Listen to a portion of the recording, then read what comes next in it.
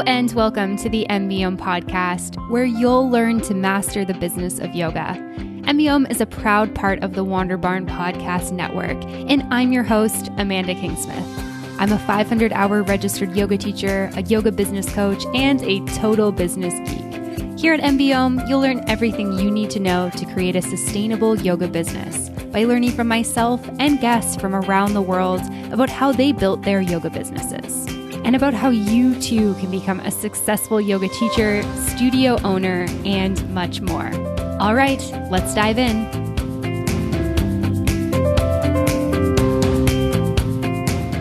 Hey everyone, welcome back for another episode of MBOM. I am so excited that you decided to join me for today's episode of the show, and we're going to get to that really quick. But first of all, I just wanted to talk about MBOM behind the scenes. After releasing hundreds of podcast episodes, I wanted to create content that dives deeper into helping yoga entrepreneurs like yourself thrive and elevate their yoga businesses. And this is where MBOM Behind the Scenes comes in. Each week, you will get bonus content from the weekly guest or myself diving deeper into how you can take the teachings and apply them to your business. This podcast is designed for yoga teachers and studio owners who are ready to take it to the next level. If you enjoy MBOM and have been looking for an affordable way to learn more, this is it. For less than the cost of 2 lattes per month, you will get never before heard content that you can't access anywhere else that will give you tangible ways to dive deeper into your yoga business. Currently, the price is $10 per month and you get 4 pieces of additional content per month. Now, the price is going to be going up a little bit in just a couple of days. So if you are listening live today, October 5th, you have 2 more days to sign up. Wednesday, October 7th is the last day for this price to get grandfathered on, and after that, the price is going to be a little bit higher. So if you would like to join MBOM behind the scenes before the price rises on Wednesday, October 7th, head on over today to patreon.com/MBOM yoga. Once again, that's patreon.com/MBOM yoga. Hope to see you behind the scenes. Now on to the episode. Hello, everyone, and welcome back for another episode of the MBOM podcast. This episode of the podcast is brought to you by Offering Tree. Offering Tree is your one-stop shop for all things website, scheduling, emails, and more. And I'm going to tell you a bit more about what they have to offer a little bit later in the episode. I am so grateful that you decided to join me for today's episode of the show. We have a really cool interview on today's episode. I am joined by Ana Forrest and Jose Calarco, and they are the founders of Forrest Yoga. Ana is an internationally recognized pioneer in yoga and emotional healing, and Jose is the co-director of Forrest Yoga, and he also is a ceremony leader and a medicine man. He has a long history of shamanism, the arts, music, and healing, and he brings his decades of experience as an artistic prodigy to Forrest Yoga. So together, these two are pretty awesome. And so on this episode of the show, we talk about how they got into yoga, what inspired them to become yoga teachers, where the idea for Forrest Yoga came from, and then the evolution of Forrest Yoga and what it's like for them to grow an internationally recognized business.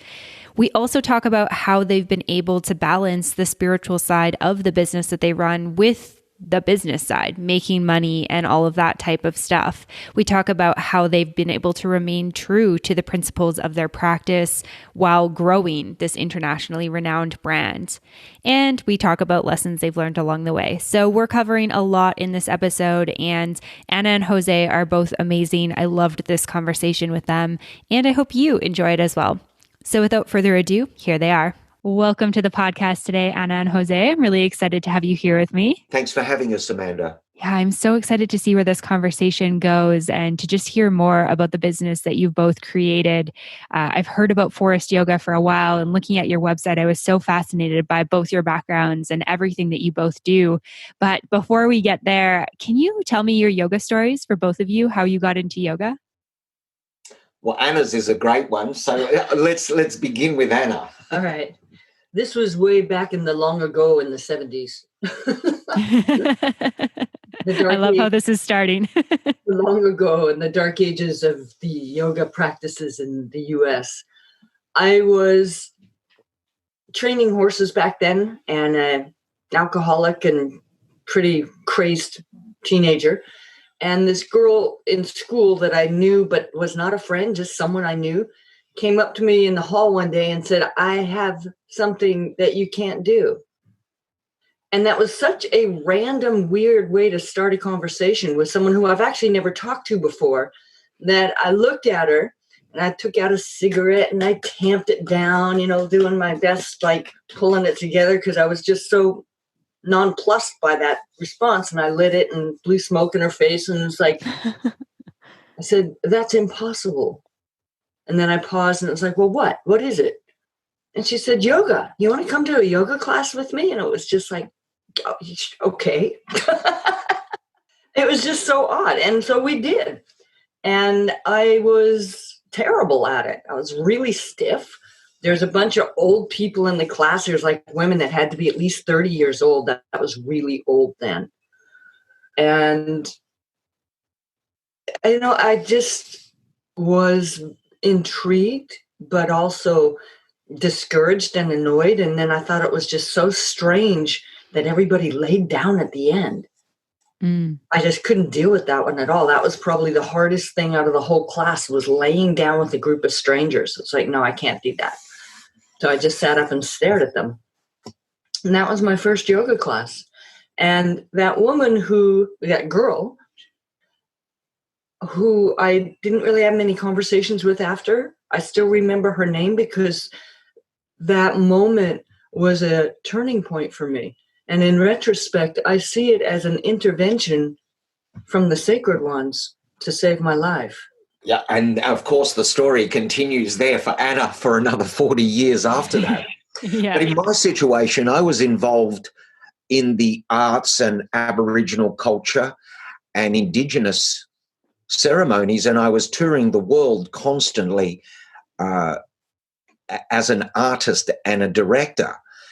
And I needed to get fit somehow. Like I would always come back to Sydney feeling like I was a mess. And I remember I started meditation and I walked past the Bikram Yoga Center and I thought, I wonder what that is. So out of curiosity, I took a class and I loved the sweat. I remember I just felt so good after having a sweat. So then for a number of years, I became a Bikram yogi. And I got so addicted to the sweat that I was doing it twice a day.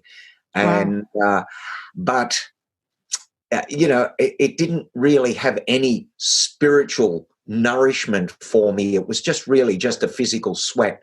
Then a friend said to me, you should try other forms of yoga. Once I got to the top of the Bikram tree as a yogi there, being limited to just not so many postures, I started doing other forms of yoga. And then I realized that my ceremonial and musical background would be great in a yoga class one day. I thought to myself, people are gathered here for 2 hours to feel better about themselves and to feel better about life. It's like a spiritual gathering, like an Aboriginal corroboree. That is a spiritual gathering of people looking to move from the ordinary to the extraordinary. And I thought, well, people are gathered here. This would be great to sort of impose ceremony and philosophy and all sorts of things while we're here to make people feel better about themselves. And then in 2014, the owner of my yoga studio in Sydney, Body, Mind, Life, said, we have a visitor called Ana Forrest coming to Sydney. Could you do a ceremony for her? And the rest is history. I said, yeah, absolutely I can. And we did an incredible Aboriginal welcome ceremony for her in the full traditional regalia. And it blew Anna's mind, but it also blew all the teachers. There were 70 teachers from Sydney in the room, and people were weeping and crying because they had never experienced like such a real Indigenous ceremony before. And the rest is history. Anna and I soon after got together, and for the last 7 years, we have been interweaving our worlds of ceremony, music, and yoga and giving students a very comprehensive experience. Yeah. Wow. Thank you both for sharing that. Your stories are both so powerful. And I think it's amazing to hear how you were able to meet and then, get together and intertwine what you were both doing and what you're both passionate about. Anna, for you, I'm curious, from that first yoga class that you were, uncomfortable in, you didn't want to be in Shavasana. How did it come to be that you became a teacher? I'm a natural born teacher. It's like if I'm doing something that's worthwhile, I have to show it to somebody else. So even when I was still training horses and I had started to overlap the doing yoga, I had to show people this strange new thing, like, look, do this yoga pose, do this. But there came another crossroads for me, like that first class where Robin Smith, who was that girl that brought me to a class with her, like that was a major turning point for me. Another turning point is when I chose to go live out in the desert because I had a job offer to train horses as the head trainer, as the only trainer, it turned out. And that was a really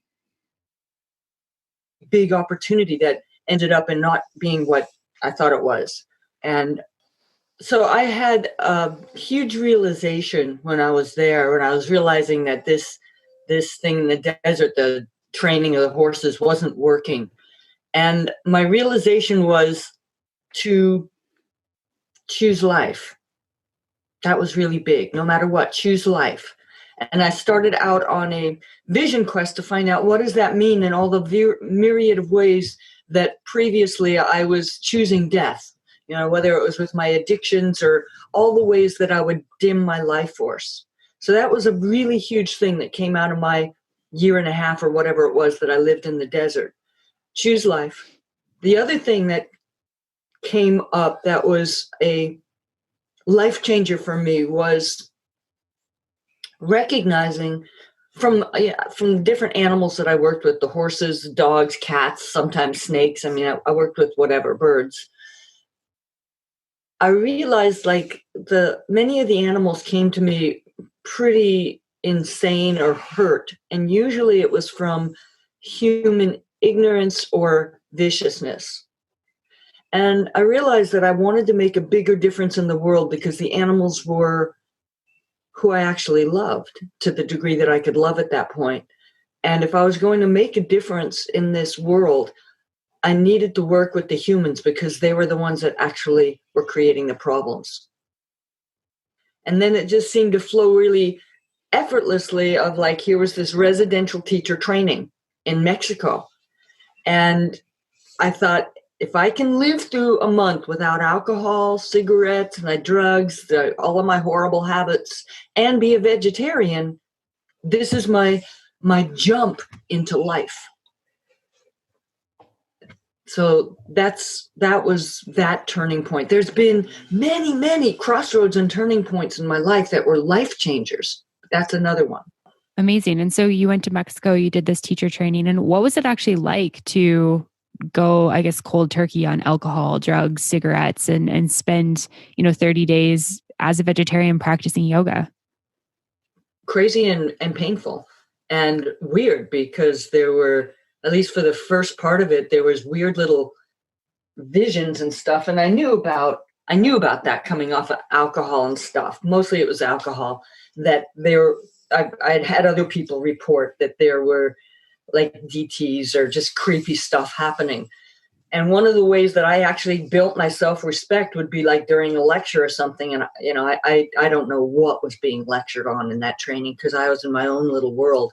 I'd lock myself into lotus and watch like vines with thorns wrapping around my arms and weird shit happening while I was just sitting there. And so to me, to be able to have the strength to just sit there instead of reacting to whatever I thought the vision was one of the ways that I started to build self-respect. So it was very strange. But a funny thing that came out of that is I also started to make friends, which was not easy for me. And one of the people that I was making friends with, I was sitting in the the like bedroom with her while she was shuffling around in the closet. And I had my hand on the bed and I was looking at this white scorpion, kind of white cream colored scorpion that was walking between my fingers. And I was just sort of amused at that point because it was now the visions had gone to just one single little white scorpion. So I was actually really pleased that this was progress. Like it wasn't a bunch of overwhelming things crawling on me like it had been when I first got to that training, as the detox started to happen. And so I was somewhat amused by that. And then my friend who was shuffling around in the closet turned around and saw the scorpion and she screamed. And my first thought was, what are you doing in my hallucination? Because I didn't realize the scorpion was real because it was so hard for me to know the difference. Yeah, wow. But it was real. And so that was a funny point there too. Yeah, that's so scary to think about. But obviously, nothing bad happened out of that. And that's definitely an interesting point to turn to. And so I'm curious, I want to get us to the point where, you guys meet along this journey. So Ana, you get out of this training and how did you build Forrest Yoga? How did you go from being, this person going through this big transition to, building this internationally recognized business? Well, after that training, I went to the yoga center that sponsored it, and I knew that they were really low on staff, and I had nowhere to go. I was really poor. I had no money. I had nowhere to go. I had very little. And I just went and I said, I know you guys are low on staff. I'd be happy to teach some classes for room and board. And I moved into the yoga center. So that was 1975.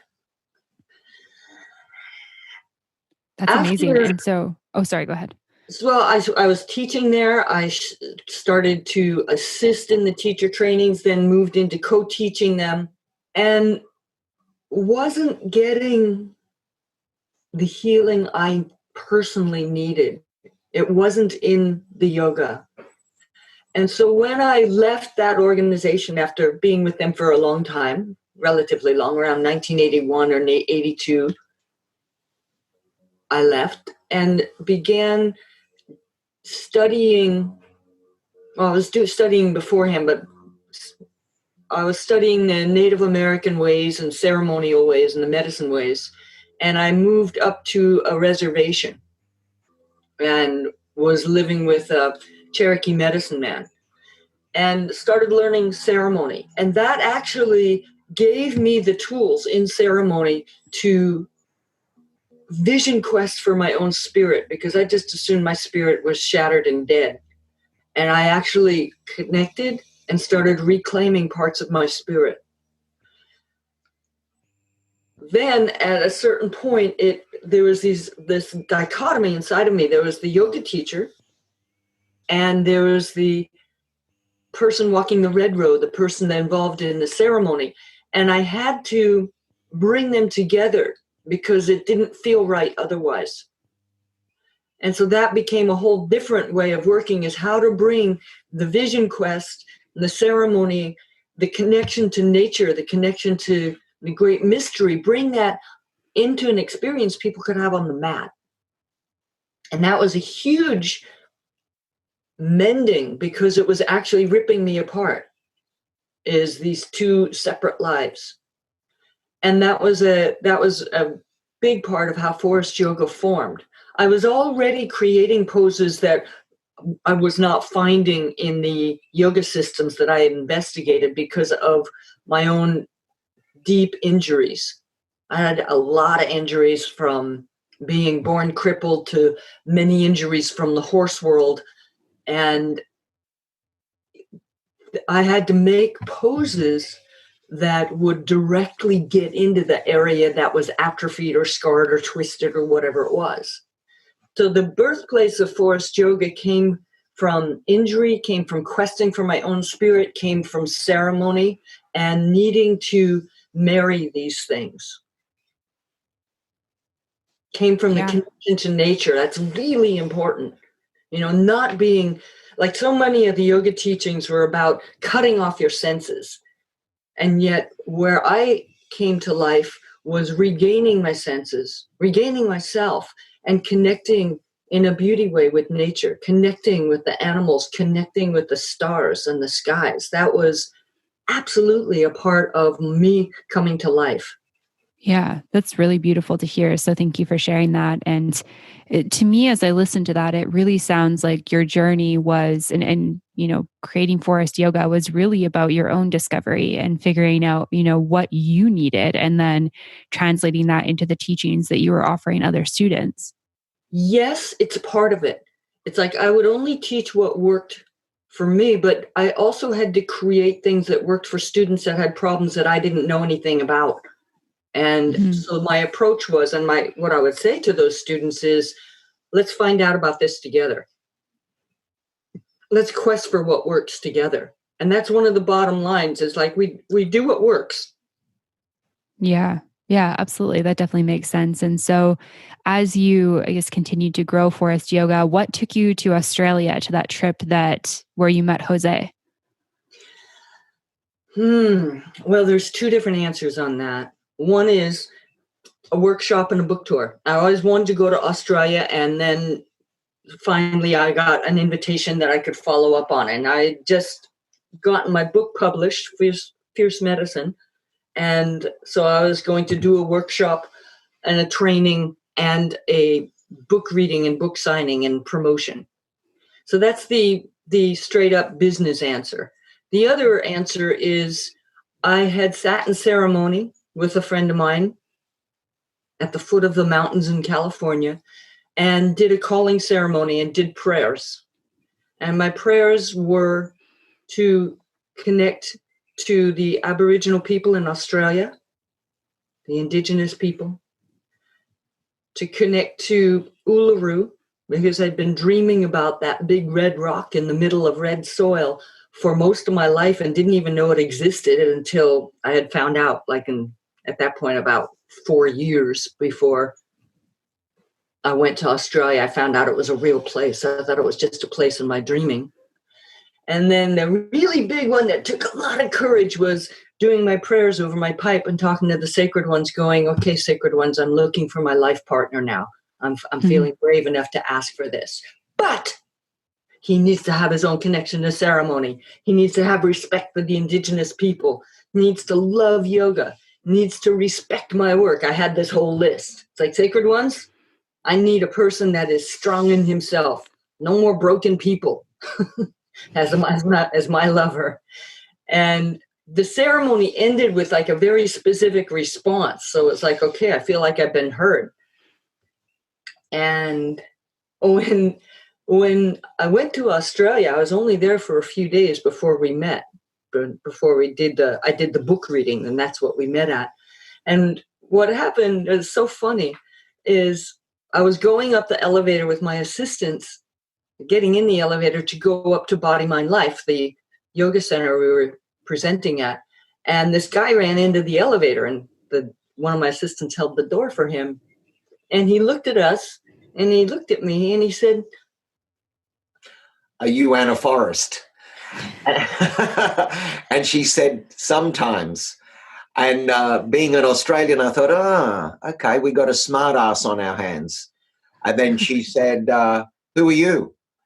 And just as the elevator door opened, I said, "You're going to find out." And made a great exit. I just thought, oh yeah, showman. Yeah. And that, and it was also so funny because it was like I had this whole thinking process inside, like when we had that first little exchange of, who are you and all that.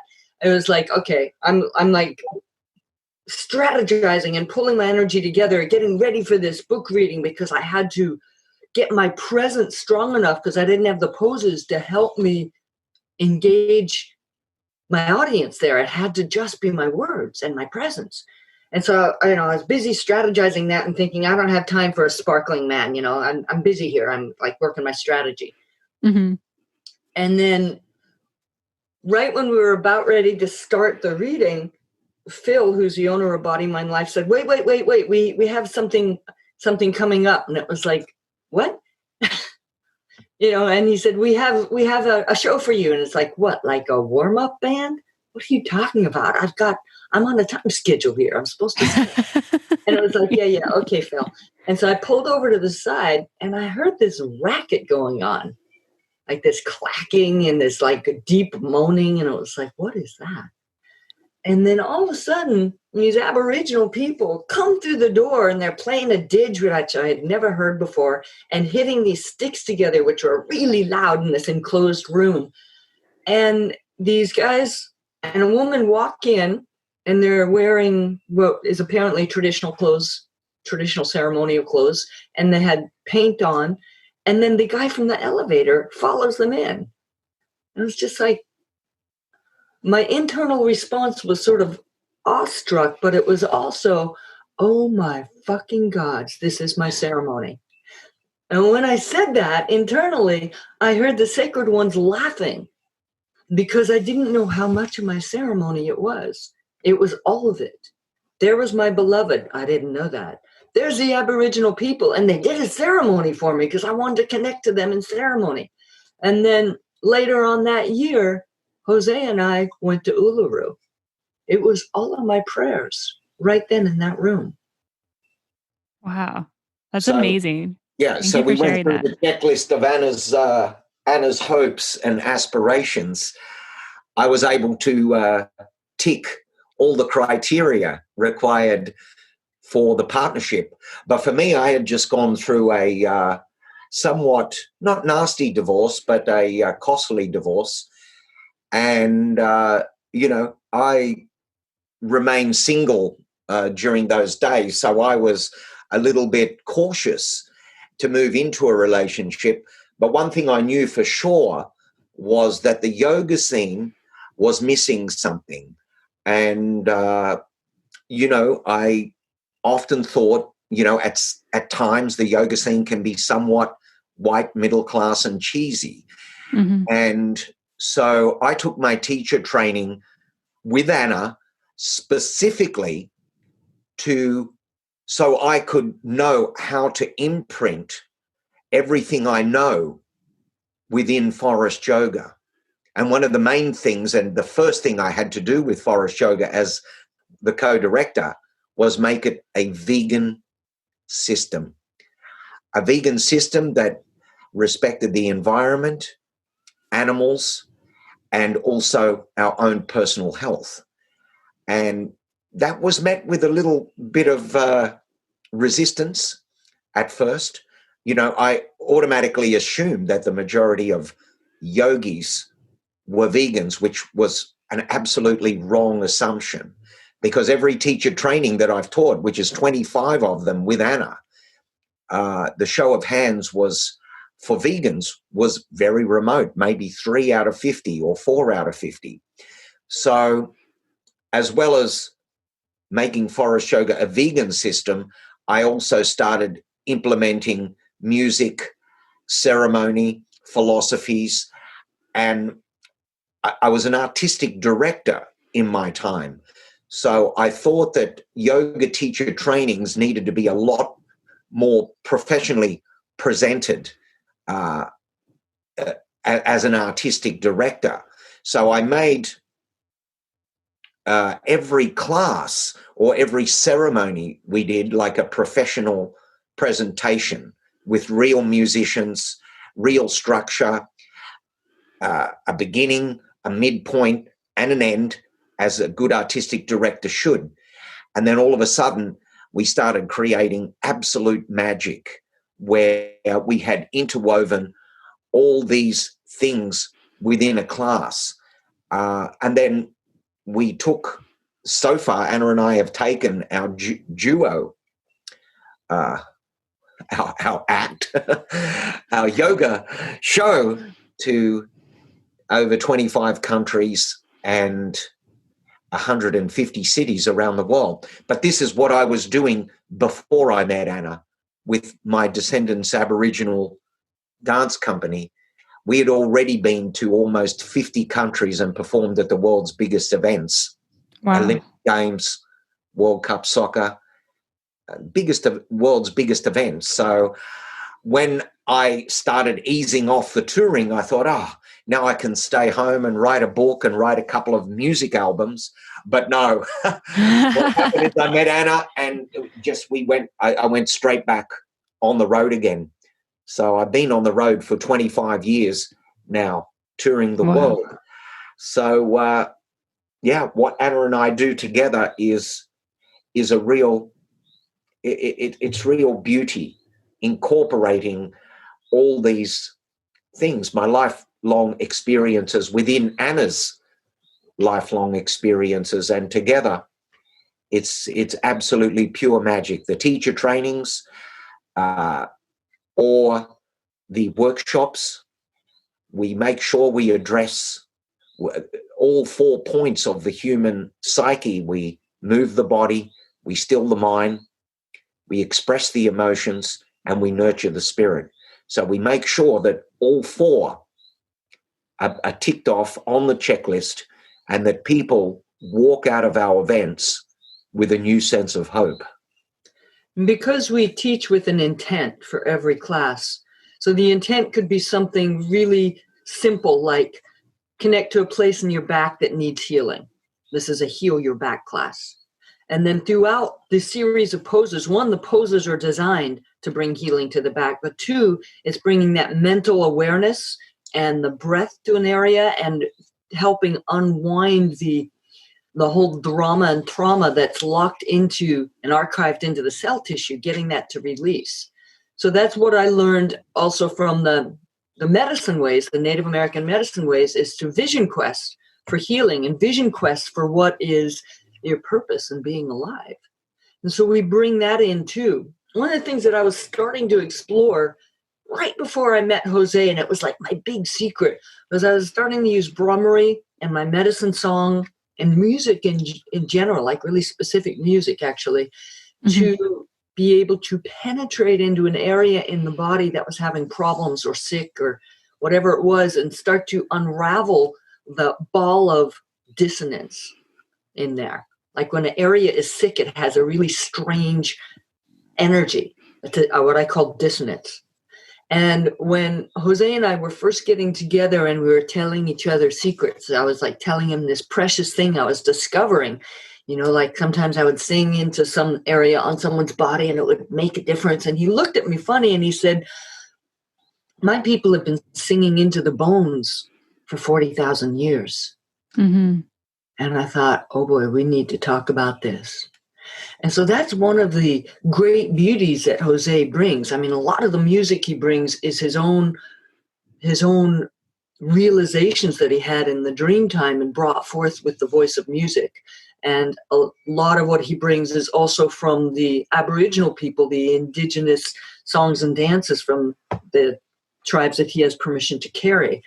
And it's just been amazing because we're using music in this wonderful, exciting, skillful way that is ancient and in the process of discovery right now, both. Yeah, this is really amazing to hear. And one of the things that really inspires me with what you both have created is that you've been able to create, a successful business where you're traveling around and you're, teaching people and building an audience. Yet, as I hear you talk, it's so clear to me that you both have remained true to your teachings and to what you believe in. And this isn't always an easy thing to do. I feel like I've heard from lots of people through my platform and on my podcast and just yoga teachers and people in the wellness space in general, where sometimes there's this disconnect between, I guess, the business side of things and connecting to maybe the spiritual side of things. And I'm curious if you can touch on that, like how you're able to stay true to what you both believe in and what you teach, while also, this is your livelihood. This is what you guys do. Can you touch on that? Yeah, well, staying true is what makes you happy. The person who's answering all the business emails, which is myself, I love that part of the business. The business Jose, the teacher Jose, the musician Jose, the ceremony man, the medicine man is all the same person. Whether I'm doing an email or whether I'm conducting a ceremony or whether I'm teaching, I'm always Jose. And the same goes with Ana. Like, that's what makes us happy. What makes us happy is being true. I have a thing that you taught me. This was really important because I had a certain apathy. I'm going to say this really foully: apathy and laziness, like justified laziness around the business emails, stuff like that. I hated sitting in front of the computer. It used to make me vomit, literally. Mm-hmm. And I didn't know how to use a computer. The electromagnetic field made me feel sick and headachy. And I just had this horrible attitude. And as the business world went more and more on the computer, I got more and more disconnected from it, which set me up for being ripped off. So one of the things I learned from Jose that totally changed my attitude, which was really needing renewal, was that the emails were like sending out beautiful seeds of the future. Like the future that we want to build. He sends out these sparkling star seeds through his emails. Like that really changed my attitude. Instead of like, oh, I have to do damn email and I hate it and I don't know how to answer this and that, all my bad attitude about it. It's like cleaning that bad attitude out. Like I can totally get how to do that on the mat in ceremony, but somehow, even though I gave myself the words of bringing that same quality of love and attention that I did to my teaching, I couldn't quite bring it to the business. And I learned that from Jose. It's like, don't separate that. This is a huge part of making your business satisfying, not just financially fulfilling, but that too, but soul satisfying. Yeah, there's happiness in integrity. It's really hard to be pretentious and wear masks all your life. It's just too much work. So have a business of integrity and to be a person of integrity is a sense of freedom in itself. So Anna and I absolutely love what we do, whether we're creating music, ceremonies. Our new online series is the best work we have ever done. Yes. And it's called May the Rainbow Always Touch Your Shoulder. And it's a trilogy which I wrote to be released on June 20th during the solstice. So, of course, it includes all Anna's magic in the yoga and then my artistic and creative overview of the things. But I've also enjoyed the yoga part as well because I'm creating new postures and I'm just a natural creator, songwriter, and songwriter, music producer, and also whatever I do, I just cannot stop the process of creation. And my imagination is always on. So I need to always stay focused in the present during a yoga class because I'm always being bombarded with new ideas and new ways where to take yoga and where to take Forrest Yoga in the future. We cultivate a love for what we're doing as part of our intent, so as not to get like dry inside, to be turned on about it.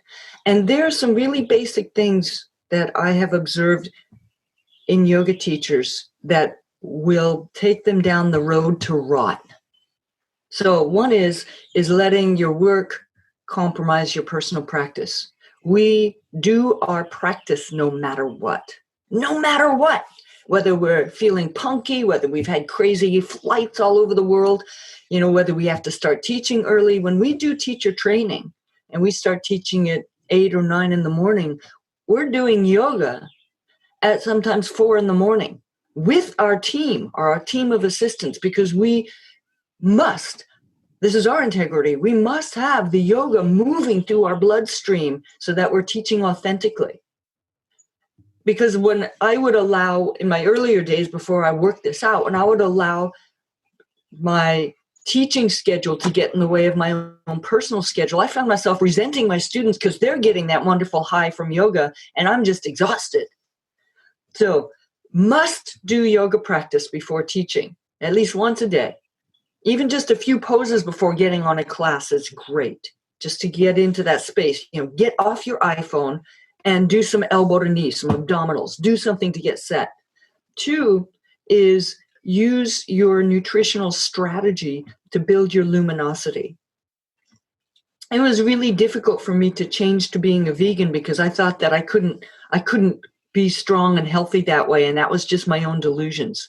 I had gathered a certain amount of information and I needed to learn more to do it well. And now at 63, I am very strong as a vegan.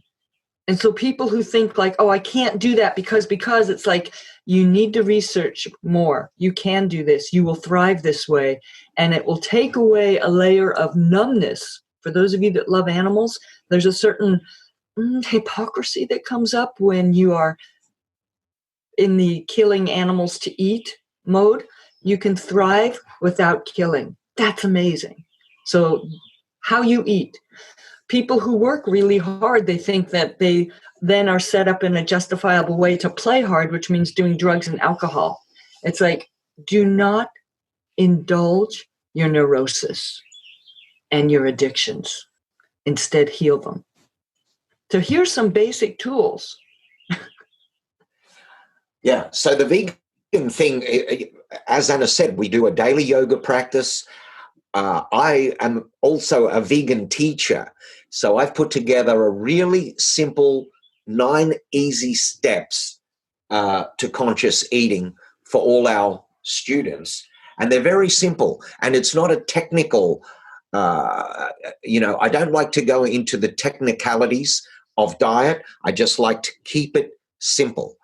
And I have a 9 easy steps to conscious eating, which can be found on the Forrest Yoga website. We also make sure we do a daily walk through nature, and we're always connecting to nature. And of course, every single day, we also have music and song every single day. So we're not moping about the current situation and the world climate, even though we are deeply, deeply concerned of what's going on. But, we don't want to feed the ravenous creatures in our mind's jungle any worse than it is. So we make sure that we have a positive program each day which addresses these things. One of the things that I learned in working with myself and my overwhelm tendencies is to, when I'm feeling overwhelmed and then it crashes into despair and anxiety and all that, is like to back up, get my feet active, start breathing deeply. And then to ask this really powerful question is, like, if I'm looking at the world situation and it's breaking my heart and it just seems so overwhelming and that there's nothing I can do, really bad place to try to make decisions from, is like renew myself with my breath, or even, just starting with the breath, and then ask the question, well, what part of this can I do? So in this lockdown, and there's people who are now starving, and there's 40 million people who have lost their jobs and people's businesses are closing. And it's like this planetary human-made disaster. What can I do? Well, right now, Jose and I have created our masterpieces that are going out online this month. Jose has written 14 songs during this time. We sing out to the world, sending out seeds of hope and of love and of like, hang on, my friends, hang on. Because it's all changing. And work on yourself right now. While we're in lockdown, work on yourself right now. And do not allow the poison to infect you. Instead, clean this poisonous mind field out. Yeah.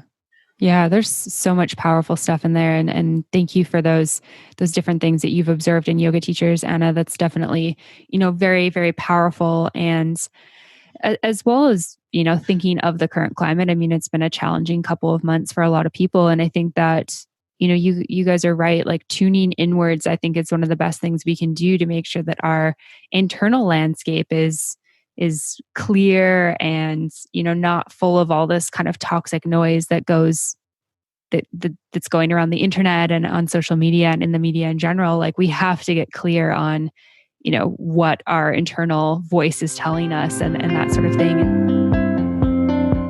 Hey everyone, it's time for a short break from the show to talk about our sponsor, Offering Tree. If you're interested in finding all-in-one platform for online or in-person teaching, then you should check out Offering Tree. Offering Tree set out to make creating your digital presence fun, easy, and affordable. With one account, you can create a website in minutes with email marketing tools to collect email addresses, allowing you to send newsletters and automated emails to your subscribers. It all works seamlessly together with one account and one subscription. Already have your own website? No problem, because Offering Tree can embed seamlessly into your existing website. They're always adding new features to their platform to make it even better. They just recently released a new waiver feature that lets you easily add a waiver to your events and appointments. Adding a waiver protects you as a teacher and it keeps your students informed. If you're looking for a single platform to take care of all of your online and in-person teaching needs, then visit offeringtree.com/MBO. Offering Tree has been supporting MBO for over a year now, and I not only love the product, but I also love the people. Offering Tree is providing special pricing for MBO listeners. So be sure to visit offeringtree.com/MBO. That's offeringtree.com/MBOM to receive the discount. All right, now back to the episode.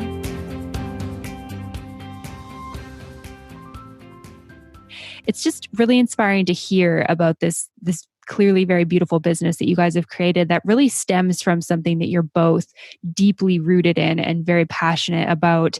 And I think that that's one of the things, for people listening, that's important to remember. Like, building a business can come in all different shapes and sizes and different forms, but I think we really have to have that passion ultimately and be connected to that and understand what that is, and be able to share that with the world in a way that the world can really resonate with. I think it's also helpful in a business way when you make that choice as like, I want this to also be a spiritual practice for me, this business. Mm-hmm. And in our business, to me, that's very easy, but it's because we made it that way. Is helping people connect to their spirit. And I have a spirit pledge. And I really recommend people start to quest for what this could be for them, which is to do my part in mending the rainbow hoop of the people. So as we're in lockdown or as we're touring or as we're doing whatever, instead of just being growly and bitchy about, I got to get up at 3 a.m, it's like get focused and be aware of the energy I emit and create a good energy in the world. Like what can I do today that can help create this mending of the hoop of the people, knowing that I am one of the people that needs mending. And so doing things that create healing or sends out an energy in the world that is beautiful. And this is really important, to take the time to look for and connect to something in beauty. And I'm using beauty not in a fashion beauty sense, though that's fun too, but in a connecting to nature in a beauty way. It's a way of walking in the world. So, for example, in this where we live on Orcas Island, it's easy to do, but it's also challenging because we can get caught up in the interior landscape of our mind, or worrying about the riots or worrying about all this stuff going on.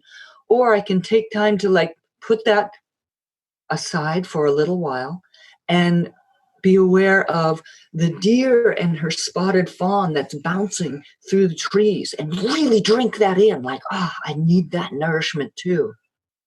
I think it's very important to not shut yourself off from what's going on in the world, because we need to contribute to the healing of the world and the people of the world.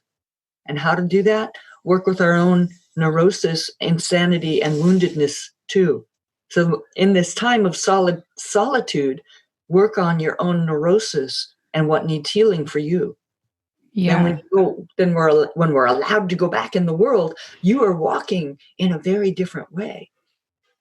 Yeah, that's a great point. I mean, disconnecting entirely from things in the world doesn't really help, healing, because things are still a reality. So and you can apply that to many different things in life. You could disconnect from things that are really happening because you don't want it to impact you. But I think that the reality is that these things happen and they show up. And, in order for us to be our highest selves, we need to be able to look at that and say it's there. But then, like you said, see the deer and be able to really tune in and breathe that in and make that, the point of focus. Now, I want to add another piece to that. Is I hit overwhelm easier than Jose does. And so there comes a time, like with all of this stuff that's going on in our world, and it's so painful. And that it's like, okay, I need to take a step back from that because I'm absolutely full and I'm going into the toxic realm now. I need to stop ingesting that for the day. And then Jose will come and tell me something else that's like, wait. But then there's like, okay, now what's happening? So there's a dance for me, for my internal emotional mental health of needing to stop ingesting everyone else's trauma and drama. And then when I'm feeling steady and strong, it's like, okay, now what's happening in the world? So there's that too, to be honest about how to move in and out of it. Mm-hmm. Yeah, absolutely. That definitely makes sense. And one thing that I'm curious about, and how this has been for you guys in your business is, and I'm sure maybe you hear this quite a bit too, is I hear from yoga teachers who say, like, if I'm going to do, the spiritual work, I need to do it for free. And I've never felt like that personally. I've felt that if we have something that we're offering, we have to have some form of exchange. And I think of money as a form of exchange, energy for money. And sometimes it can be energy for something else or some sort of energetic exchange. But really in 2020, most likely the currency exchange is going to be, dollars in whatever currency that may be, wherever you are. I'm curious, like, what your kind of thoughts on that are and how you approach that in your business. Of course, you should be paid for your profession. This is absolute nonsense. Everyone gets paid for their time and profession. This is what civilization and society is all about. This often happens too with my descendants' Aboriginal dance company. People go, oh, you get paid for doing ceremonies, you get paid for touring the world, you get paid for doing a dance show. Yeah, the white groups get paid. Everyone else gets paid. The plumber gets paid. The electrician gets paid. The guy at the gas station gets paid. But you don't want my people to get paid. You don't want people doing spiritual services to get paid. This is absolute nonsense. Like, in my dance company, if we didn't get paid, then the culture would be dead, because we need infrastructure. We need a hall, a dance hall. We need administration. We need it's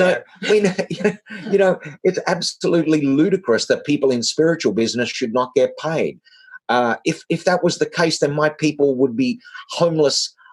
They're already disheveled and homeless as a whole people in Australia. And it's just crazy. Of course, yoga teachers should get paid. Just like everyone else in society gets paid, we also need to be paid. We also need administrators. All the great authors and spiritual teachers like Krishnamurti and all the great theosophical teachers, they still need administration and distribution and all these sorts of things. So anyone who tells you shouldn't get paid for what you're doing, in my view, it's absolute nonsense. Mm-hmm. I definitely appreciate those words, Jose, and I completely agree too. I think it's just felt very confusing to me as I entered the yoga space that people felt that they maybe shouldn't be paid for their time and their work. And it is work. Why as a profession would we not get paid? And same with, your dance company. Why would you not get paid for that? That's what you do. Yeah, well, if we didn't get paid, then the culture would be dead. Mm-hmm. It would be dead. We need work to keep the culture rolling and to keep we need websites, we need administration. Even Eckhart Tolle and Sadhguru needs websites, administration, and to be paid for what they do. There's nothing wrong with that.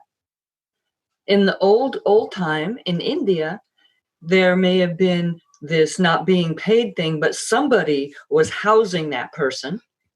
Somebody was feeding that person. Well, we don't have that set up where the swamis can go live in the ashram. We don't really have that set up here in the States. We have the exchange of money.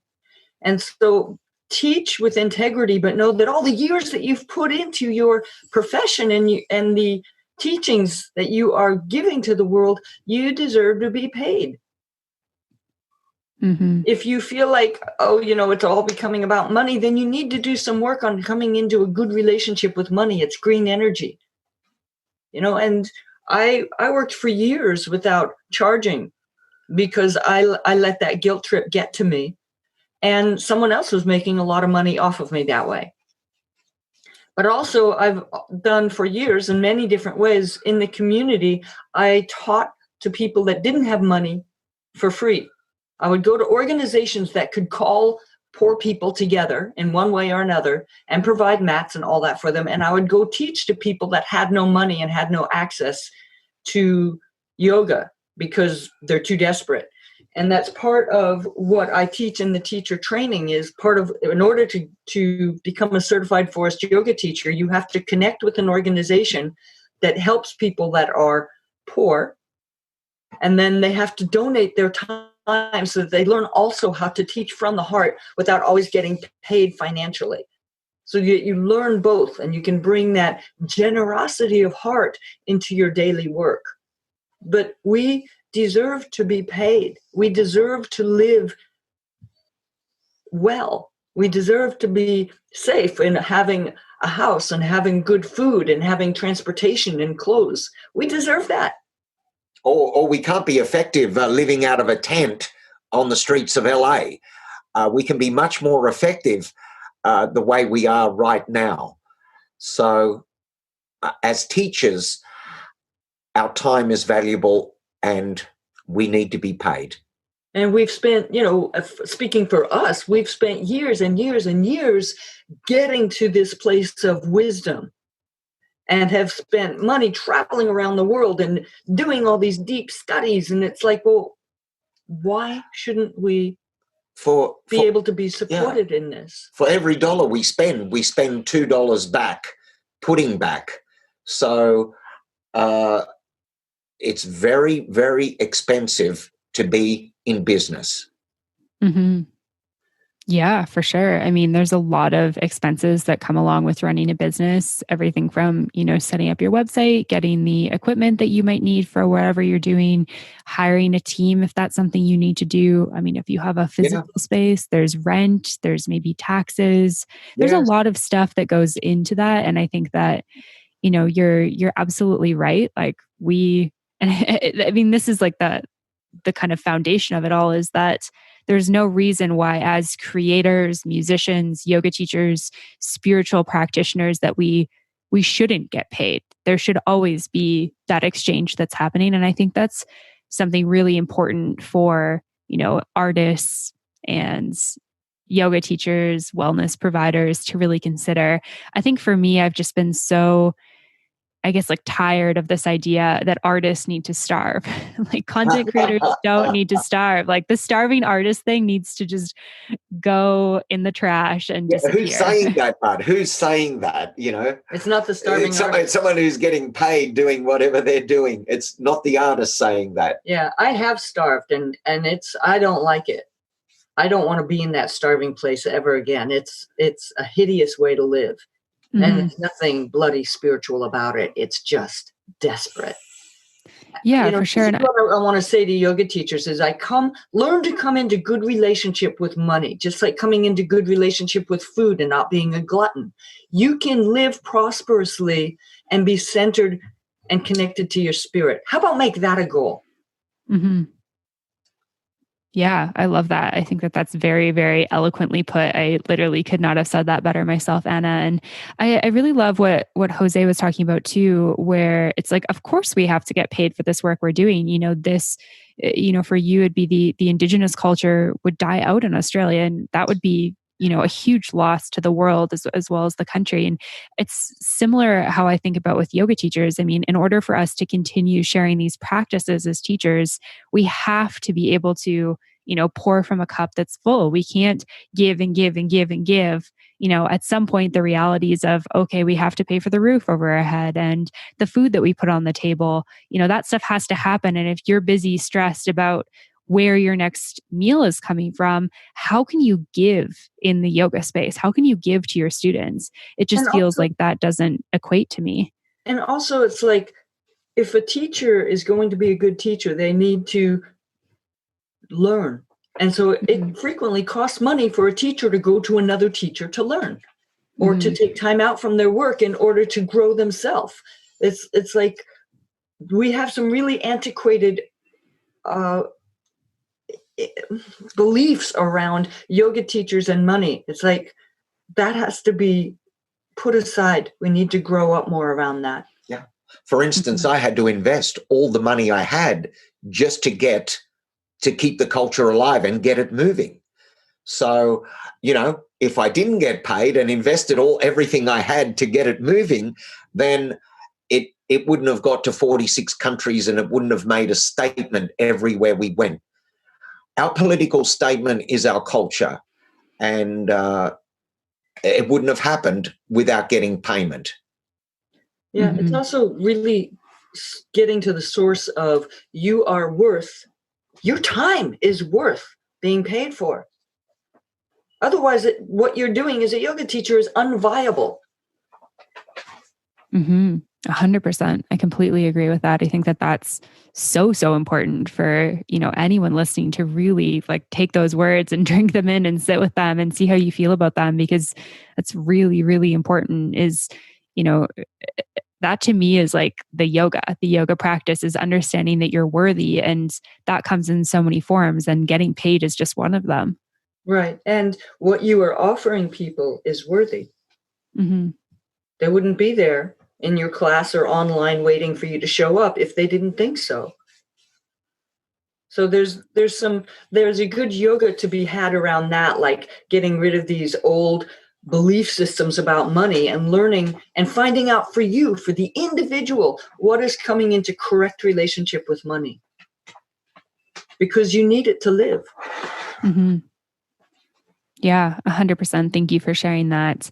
And I've loved this conversation. You guys' story is so beautiful and so inspiring, and the business that you've created, both, your work separately and then coming together, is just amazing to hear about. And I'm so grateful for this conversation. I'm curious if there's anything else you want to share before we wrap up today.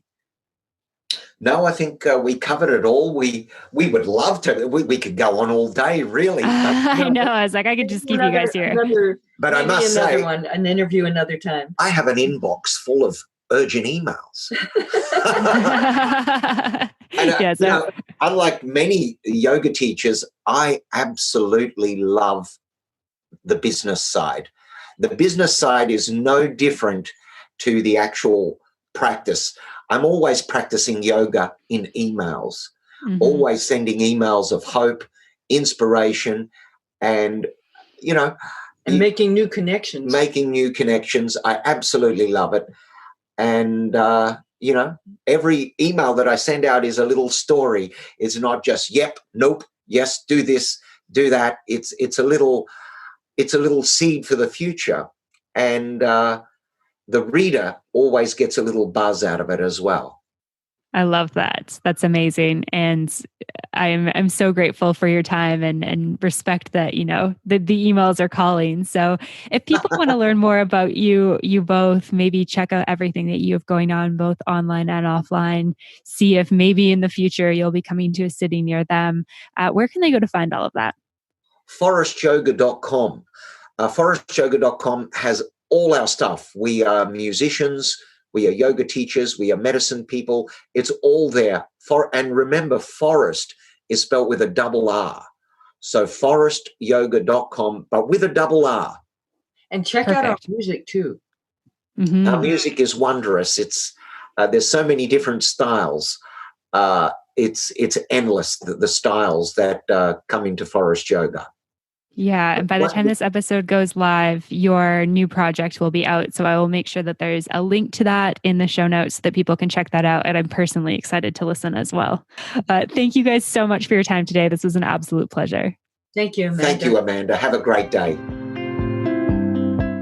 Thank you so much for tuning in for this episode of the podcast. To find links, notes, resources, and everything mentioned in today and all episodes of the show, you can head on over to mbiomeyoga.com. You can find the podcast and myself on Facebook and social media at Mastering the Business of Yoga. And I would love for you to join the private Facebook community, Yoga Business Badass.